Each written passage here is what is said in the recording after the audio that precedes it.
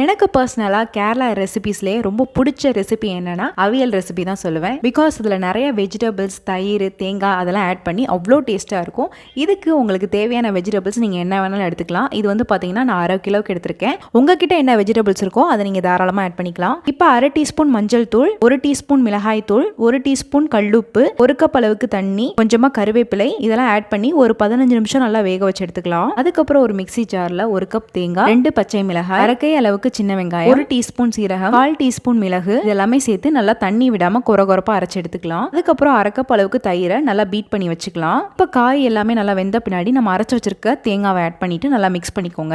2 table spoon அளவுக்கு தேங்காய் add பண்ணிட்டு எல்லாத்தையும் மிக்ஸ் பண்ணிட்டு ஒரு 2 நிமிஷம் நல்லா குக் பண்ணிட்டு உப்பு வந்து செக் பண்ணிட்டு ஆட் பண்ணிக்கோங்க. ஒரு 2லேருந்து 3 நிமிஷம் நல்லா கிண்டி விட்டுட்டு ஸ்டவ் ஆஃப் பண்ணிடுங்க. லாஸ்ட்டாக நம்ம பீட் பண்ணி வச்சிருக்க தயிரை ஆட் பண்ணிட்டு மிக்ஸ் பண்ணிட்டீங்கன்னா சூப்பரான கேரளா ஸ்டைலில் அவியல் ரெசிபி ரெடி ஆயிரும்.